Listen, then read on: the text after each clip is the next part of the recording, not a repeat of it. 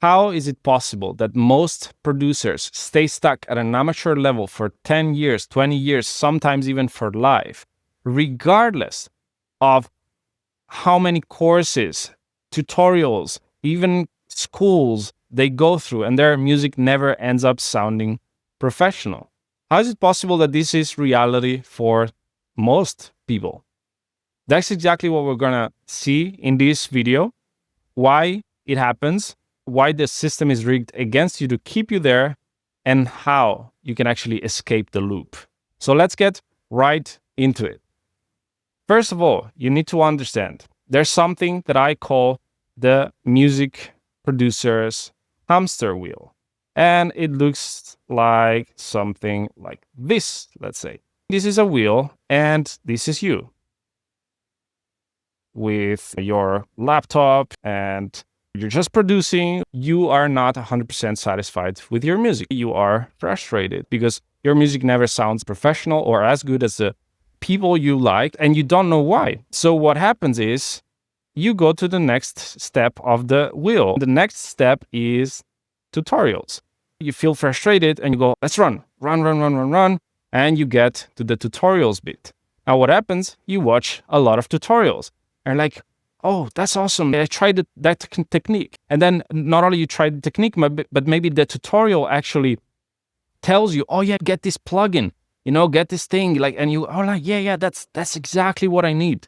And so you go, boom, you get your plugins, you get more tools or even gear, whatever it is that they tell you to buy. Let's say plugins, gear, or techniques. Now what happens is, once you are at this spot, you try to put into practice all this stuff that these tutorials are telling you to do. And you do it with your best intentions. I have zero doubt about that. This is not about you, remember. I'm telling you why the system is broken and why it's making you fail. You don't have anything to do with this.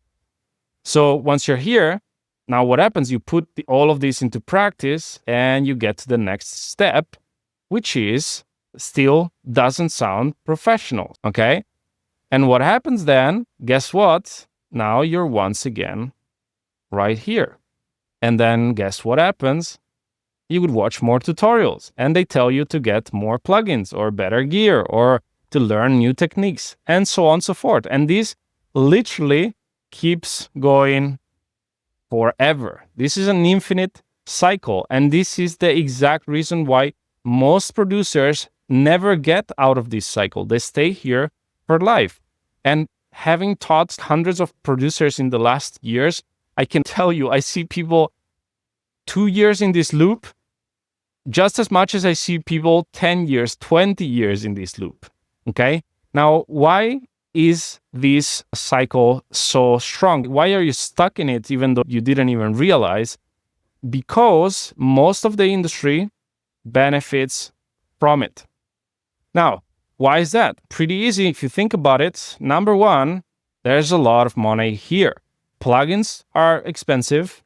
Gear is expensive. The more you buy, the more you're unsatisfied, the more you're frustrated, the more you're gonna buy. For me, for example, knowing how to make something sound professional, I don't buy a lot of plugins. The last plugin I bought was probably, 3-4 years ago or something like that.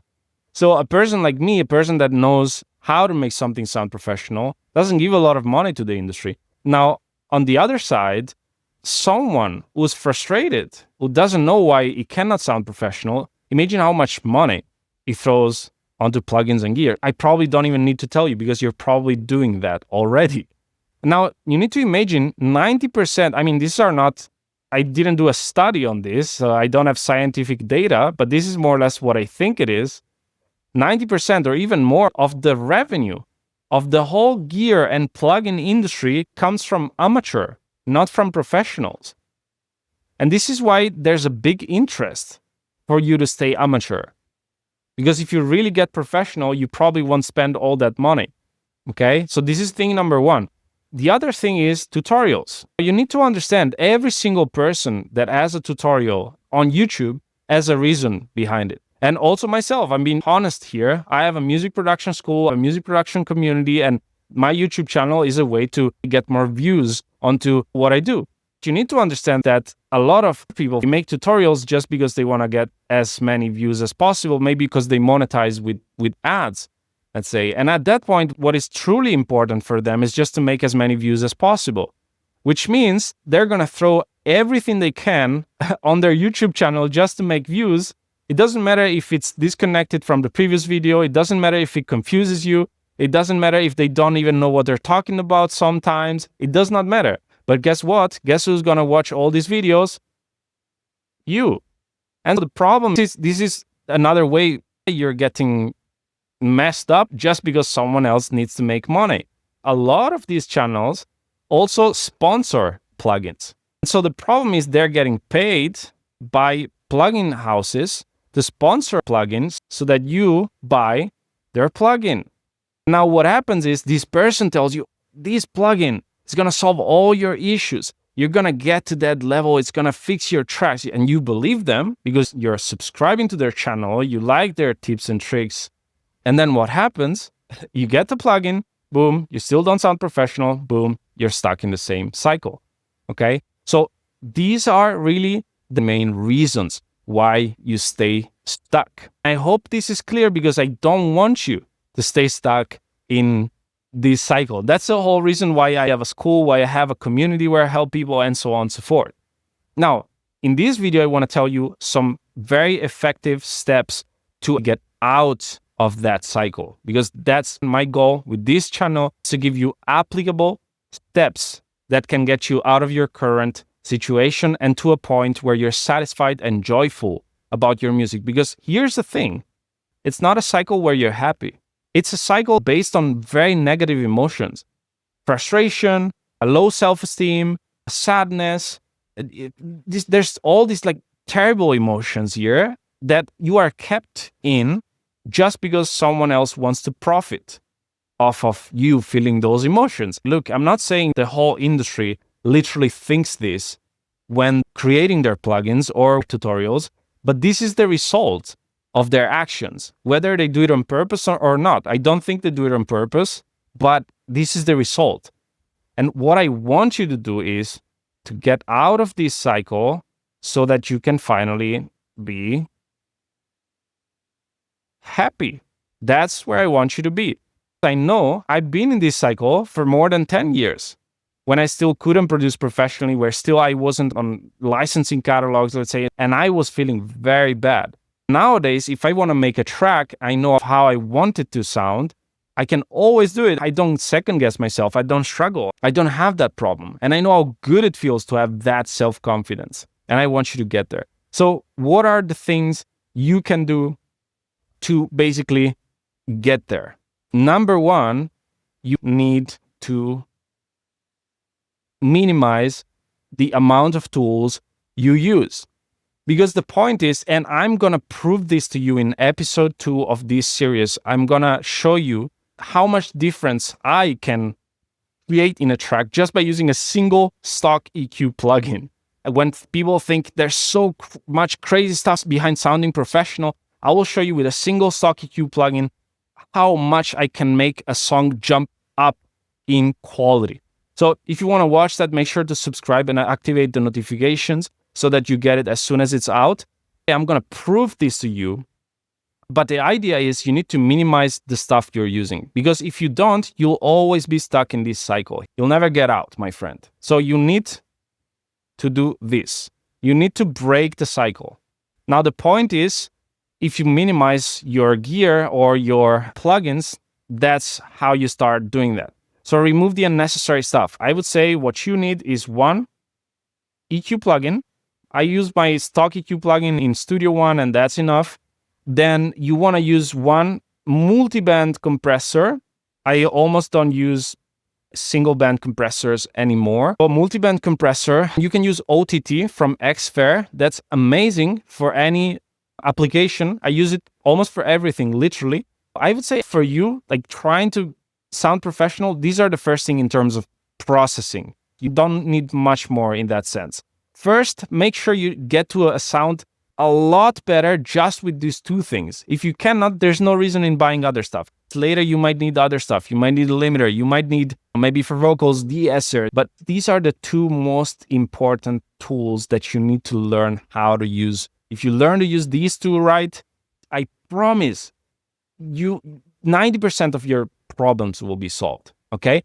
The other thing is you want one good synthesizer where you can create your sounds and good samples as well, because you're not going to synthesize your kicks. I mean, some people do, but most of the times, like percussion, like you just want samples. So you want a good synthesizer and good samples. You can also find good samples for free. When I started producing professionally, I was still using free samples. I had Serum, which was my main synth, and I knew how to use it and shape sound in any possible way to make it sound the way I want it. These are the first things you want to do, yeah? Basically minimize your equipment. Don't use weird plugins, don't use 1,000 of them, just use a few and make yourself sound good with those. The other important thing is optimization. What does it mean? A lot of people try to fix their tracks in the mix. This is a huge problem because if you try to fix a track that's not good already, you're gonna go crazy and you're not gonna get there. I can give you proof of this. If you ever watched a tutorial where someone is mixing a professionally produced track, and if you look at one of those, you'll see when they bring the stems into the project, you'll see literally almost sounds identical to the finished mastered song. And the tweaks they make are just tiny adjustments. I had one guy once telling me, I got the subscription at puremix.com, which is a website with tutorials about mixing. And I left the website because basically I was seeing their mixing sessions, and even before they did anything, it was sounding already professional. And in my case, it's not that way. And that's the problem. It's that your production is not optimized. The concept is all the sounds that you hear in the tracks you really love, they sound that way because have been designed that way and because they have been selected that way, meaning anyways, they've been designed by somebody else that way when you pick a sample. So the point is your design is way more important than anything you do afterwards. And by the way, EQing and multiband compression, in my opinion, are part of sound design. That's why I put them here, because with them, you shape sound in a way more aggressive way than you could do in the mix. Or it depends on how you use them, but that's the idea. That's how you should use these tools to shape the sound and give it the character, the harmonic balance you want, the dynamics, the aggressiveness, and so on and so forth. And on top of that, of course, you need to optimize your sounds at the synthesizing stage. So when you actually design them, if you want the sound to have a certain stereo image to feel big, you need to make sure it sounds like that already when you're designing it. You cannot just make it super mono, and then when it comes to the mix, you go like, oh yeah, now let me make it stereo. Because when you do that, your sound will cover another space. Since your sound first was mono, now maybe it's conflicting with other sounds that were stereo, but you didn't notice before, because in the production, you didn't have that stereo image. So in the mix, you should not be fixing or changing things too much. You should basically just be doing tiny adjustments, and your sound should be as good as possible already in the production. I always tell my students, make sure that your production sounds as close as possible to the sound you want to have in your mastered version. If you look at someone like Skrillex, you'll see, if you look at one of his sessions, I think there was a session that was leaked some time ago, you'll see he doesn't even mix in the classical sense. There's no moment he sits down and goes, oh yeah, now let's mix this track. As he produces every single element, he shapes it so precisely because he has his sound so precise in mind and knows so well how to get to that sound. And basically, he doesn't have to mix afterwards, it's already been done. He just has a little chain on his master with maybe some multiband, some saturation, and a limiter, and that's it. Because everything sounds already as good. So this is what you want to be doing. You want to be optimizing your sound as early as possible. Okay? Now, one last thing that you want to be doing, which is probably the most important of all, is training your perception. Now, what does this mean? The point is, most people go through all of this blindly, but with their ears. And the problem is also schools don't teach this right. Courses don't teach this right. They just give you a bunch of settings. They tell you for vocals, use this kind of threshold, this kind of ratio, this kind of attack and release, and so on and so forth. And I even have flashbacks from myself trying to set a compressor just by looking at it. I wasn't even hearing what it was doing. How on earth do you think you're going to be able to shape sound if you can't even hear what you're doing? You need to learn and do your best to train your perception. Try to listen when you do things. Try to really understand what's going on. When you compress, ask yourself, what's the difference between this compressed version and the uncompressed one? When you EQ, what am I really changing? If you don't do that, if you don't listen, it's going to be very hard.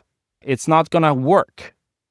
You need to listen and start training your perception. That's the main thing I focus on, for example, in my community.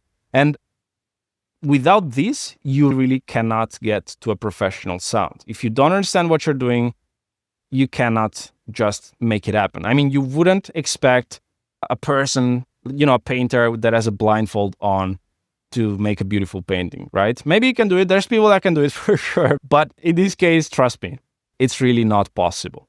So to give you a quick recap, first of all, remember, most of these people are using your attention to make money. So you only consume material that really moves you forward. You don't need more tricks and tips because as you've seen until now, yes, you learned something, but not enough to get to where you want to be. You are stuck in a cycle, and this cycle exists because somebody benefits from it. The whole music production industry has been built on top of it. What you need to do is become aware of it and decide to get out of this cycle so that you can be happy with your music. How do you do it? Number one, you need to minimize your tools because most of them, you don't need them and they actually prevent you from focusing on what you truly need. Number two, you want to optimize your productions. Your productions should sound as good as possible even before any mixing or mastering. Ideally, the mixing engineer does almost nothing and the mastering engineer does almost nothing. That's a good production right there. Lastly, you want to train your perception. Don't do things blindly. Don't guess. Don't try to apply the compression and you just literally set the threshold because you watched how to set it in a tutorial. No, actually listen. Actually try to listen. What happens if I have this threshold? What happens if I use this ratio? How different does it sound? Okay? So these are the main factors in the picture. If I can change your trajectory just a little bit so that you get out of this cycle instead of staying in it for years or decades, I would be absolutely happy with this video because I've seen so many people 10, 20 years into it and it's not nice and it's not fun. I want you to get to the point where you can finally be happy with your music. I hope you enjoyed the video. Feel free to subscribe. In episode 2, I'll give you literal proof of why you don't need 1,000 tools. I'm gonna use some stems from one of my students, process them in a more simple way and show you why even just with that, you can make something sound professional. And aside from that, it was a pleasure having you on the channel and I will see you soon.